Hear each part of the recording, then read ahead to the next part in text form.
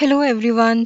आज हम French revolution के बारे में बात करेंगे। ये एक मेजर इम्पॉर्टेंट टॉपिक है जो कि सोशल स्टडीज से रिलेटेड है।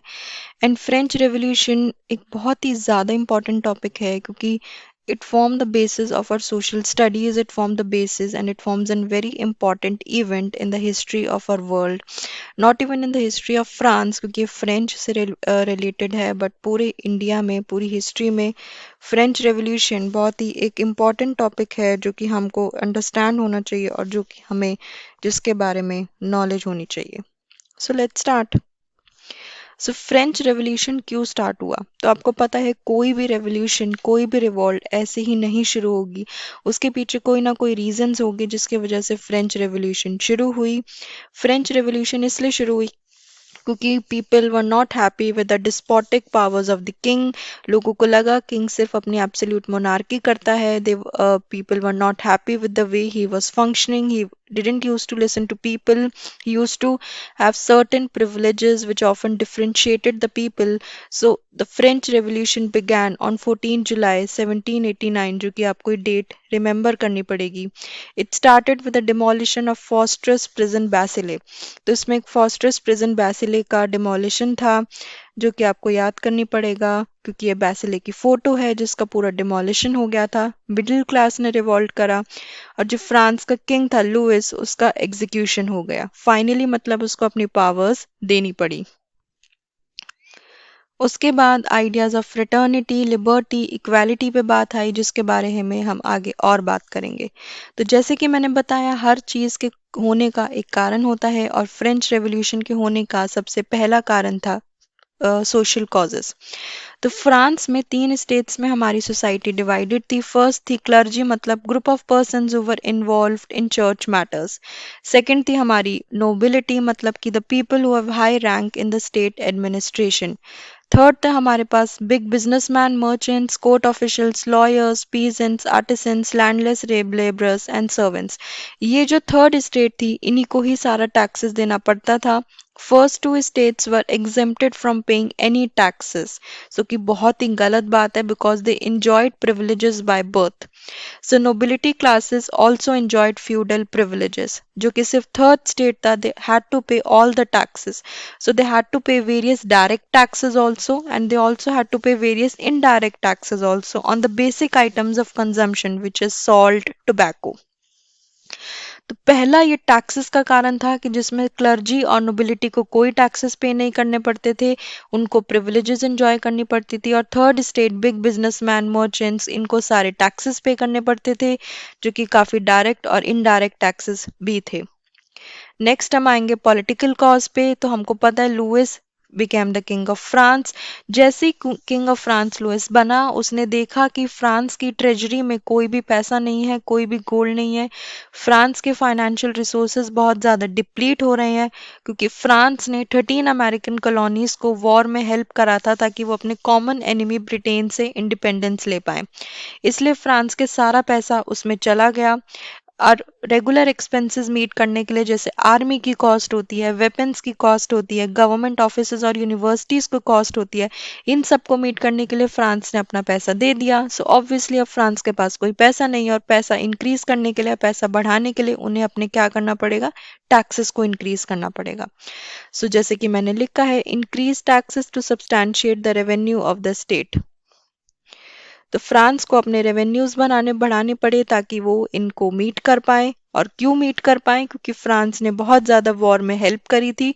ऑब्वियसली 13 बिलियन अमेरिकन कॉलोनीज की हेल्प करी थी, तो जो कि फ्रांस के फाइनेंशियल रिसोर्सेज थे वो तो ऑब्वियसली डिप्लीट होंगे ही। पहला हमने पढ़ा था सोशल कॉज, नेक्स्ट हमने पढ़ा था पॉलिटिकल कॉज, अब नेक्स्ट हम पढ़ेंगे इकोनॉमिक कॉज। इकोनॉमिक कॉज क्या होता है? Economic cause is mainly related to the concept of demand and supply, demand and price, supply and price.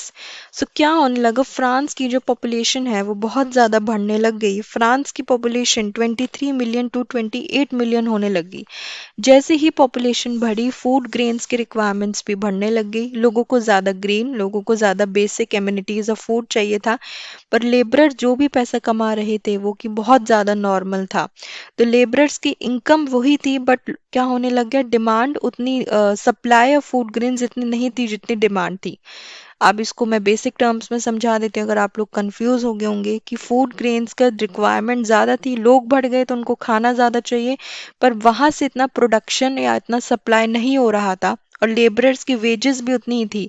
अगर फूड ग्रेन 200 रुपये का है पर उनको फिर भी 100 रुपये ही मिल रहे थे, तो इससे क्या हो गया, फूड ग्रेन्स के प्राइसेस में बहुत ज़्यादा एक्सेसिव इन्फ्लेशन हो गई, जिससे क्या हो गया, सब्सिस्टेंस क्राइसिस हो गया, जो कि आपको रिमेंबर करना पड़ेगा, जिसका मतलब होता है extreme scarcity of basic means of livelihood.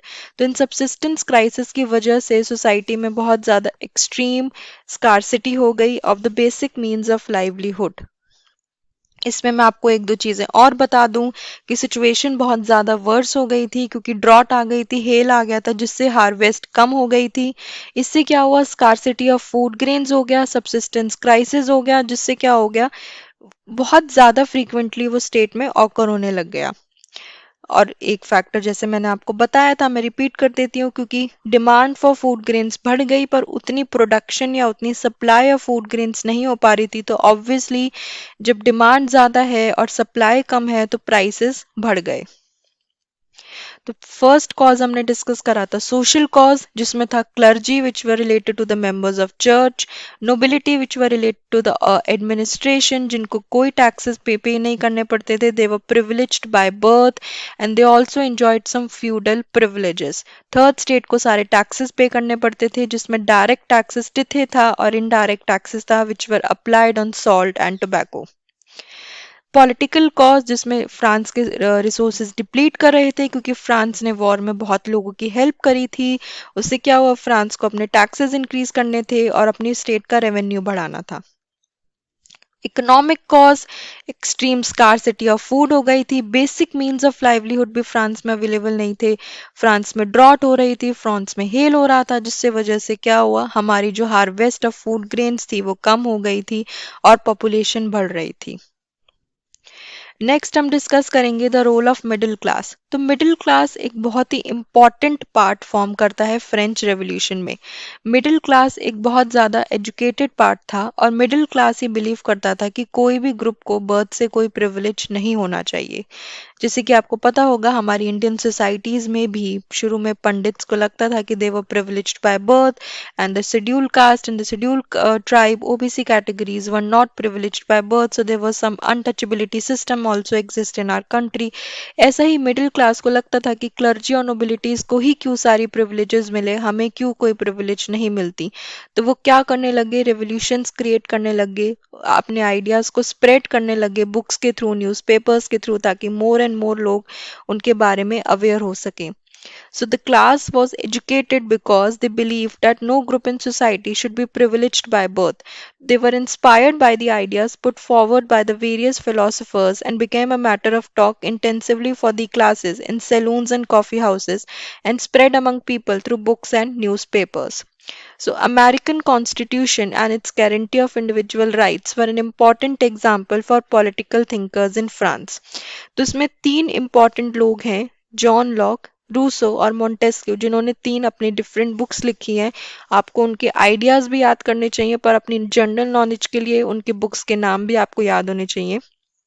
सो ये मेन फिलोसोफर्स थे जो कि रोल ऑफ मिडिल क्लास में, जिनका बेसिक नाम है, और it also forms a very important question अगर आपको एग्जाम में आए कि किसी भी एक आइडिया को आपको एक्सप्लेन करना पड़े।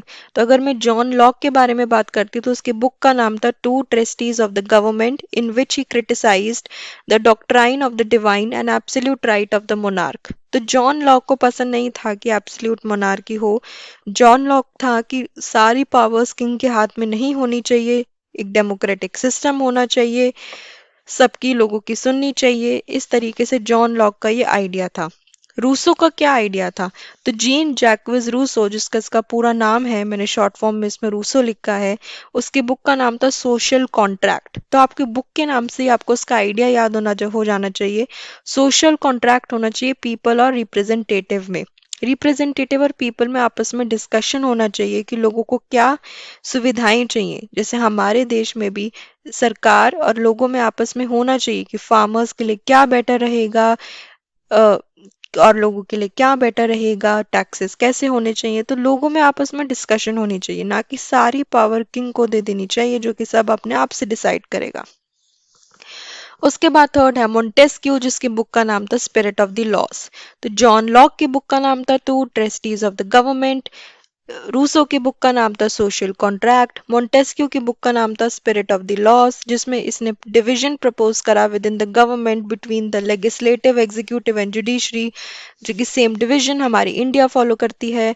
उन्होंने बोला कि 3 डिविजन्स होनी चाहिए, जुडिशियल मैटर्स जुडिशरी में जाने चाहिए, पार्लियामेंट्री मैटर्स लेजिस्लेटिव और एग्जीक्यूटिव में डिवाइड होने चाहिए। तो ये था मिडिल क्लास का रोल। लोगों में ये बातचीत चढ़ने लगी, लोगों को ये सब गंदा लगने लग गया, रिवॉल्ट शुरू हुई, और उसके बाद शुरू हुई हमारे पास outbreak of the French revolution. French revolution के आउटब्रेक के बाद क्या हुआ, फर्स्ट एंड सेकंड स्टेट ने अपने 300 रिप्रेजेंटेटिव्स भेजे। आपको याद होना चाहिए, फर्स्ट स्टेट मतलब क्लर्जी, सेकंड स्टेट मतलब नोबिलिटी। उन्होंने अपने 300 रिप्रेजेंटेटिव्स भेजे।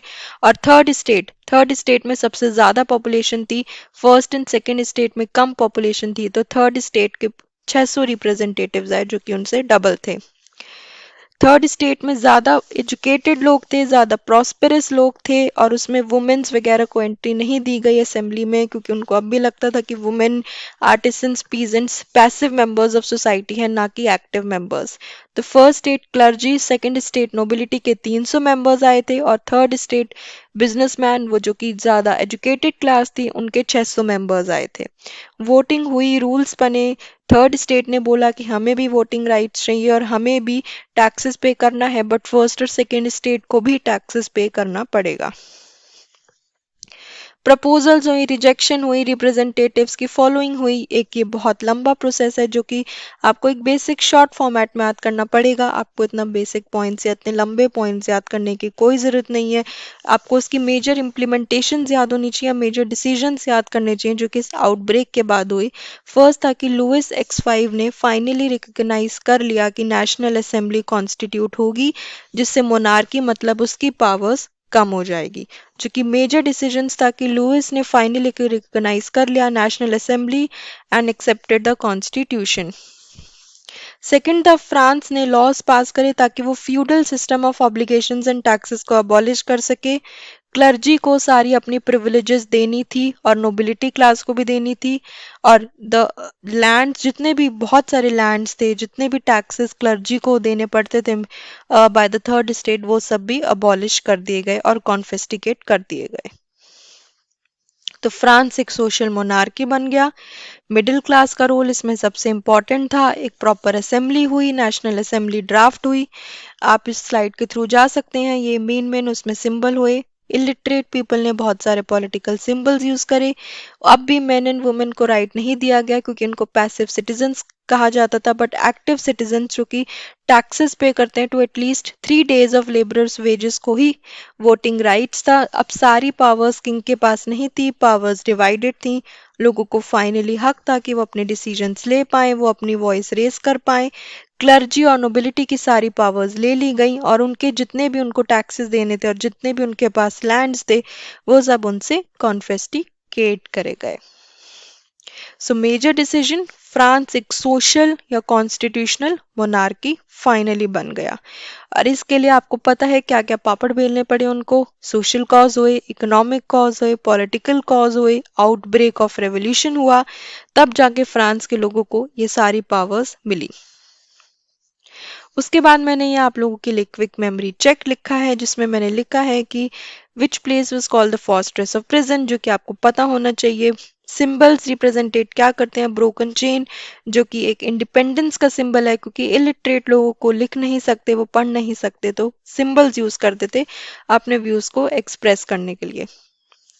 What was the age of active citizen, जो कि वोट कर सकते थे, आपको याद होना चाहिए 25 ईयर्स।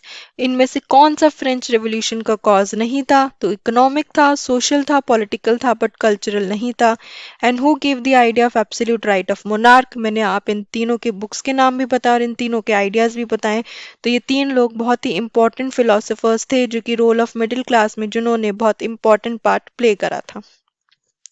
सो गाइस, ये था मेरी तरफ से फ्रेंच रेवोल्यूशन के बारे में। अगर आपको कोई डाउट हो, अगर आपको मेरी टीचिंग स्टाइल नहीं पसंद आई हो, ये मेरा फर्स्ट वीडियो है, अगर आपको कोई भी प्रॉब्लम आई हो कॉन्सेप्ट समझने में, या फिर आपको कुछ और चाहिए इस पीपीटी स्लाइड्स में, कुछ क्वेश्चंस, जो भी आपका फीडबैक है, प्लीज़ आप इस कमेंट डाउन सेक्शन में बताइए ताकि मैं उसको नेक्स्ट सेक्शन में इम्प्रूव कर पाऊँ। Thank you so much guys.